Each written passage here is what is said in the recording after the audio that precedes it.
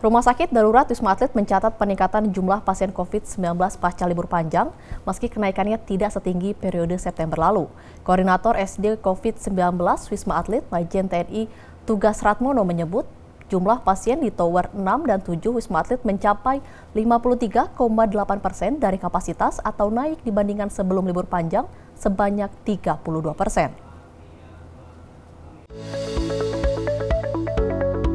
Rumah Sakit Darurat Wisma Atlet mencatat peningkatan jumlah pasien COVID-19 pasca libur panjang, meski kenaikannya tidak setinggi periode September lalu. Koordinator RSD COVID-19 Wisma Atlet Majen TNI Tugas Ratmono menyebut, jumlah pasien di Tower 6 dan 7 Wisma Atlet mencapai 53,8% dari kapasitas atau naik dibandingkan sebelum libur panjang sebanyak 32%. Namun kenaikan jumlah pasien tersebut tidak setinggi periode akhir September 2020 yang mencapai 80 hingga 90% dari kapasitas pasien. Tugas berharap masyarakat tetap disiplin mematuhi protokol kesehatan yang telah ditetapkan, seperti memakai masker, mencuci tangan, menjaga jarak, dan menghindari kerumunan. Saat ini kita melihat peningkatan setelah libur panjang dalam kurun waktu semingguan ini, kita melihat ada pertambahan 21%.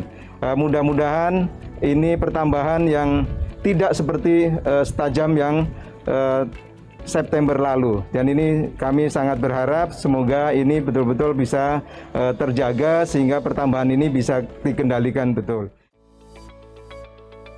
Ketua Satgas Penanganan COVID-19 sekaligus Kepala BNPB Letjen TNI Doni Monardo mengatakan akan mempelajari signifikansi dampak libur panjang akhir Oktober 2020 terhadap peningkatan kasus konfirmasi positif COVID-19. Doni mengatakan evaluasi selama seminggu ke depan untuk mengetahui apakah selama libur panjang pada akhir Oktober 2020, masyarakat telah menjalankan protokol kesehatan dengan baik dan benar atau malah sebaliknya. Namun, apabila dalam seminggu ke depan terjadi lonjakan signifikan seperti yang terjadi pada periode Agustus dan September, maka rekomendasinya libur panjang diperpendek atau bisa jadi ditiadakan sama sekali. Satgas sendiri masih mengikuti perkembangan sampai dengan 1 minggu yang akan datang.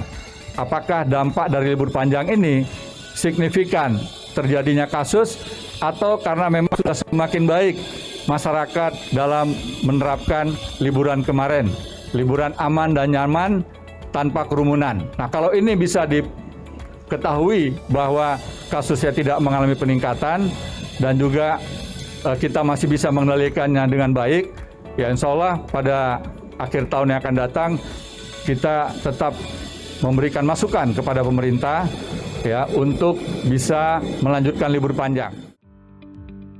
Doni mengatakan selama 2 hari terakhir kasus COVID-19 di tanah air mengalami lonjakan signifikan dan menyentuh angka 5.000 lebih. Jika merujuk pada angka, terutama dampak libur pada akhir Agustus dan awal September, saat ini angka pasien yang dirawat masih dalam batas terkendali.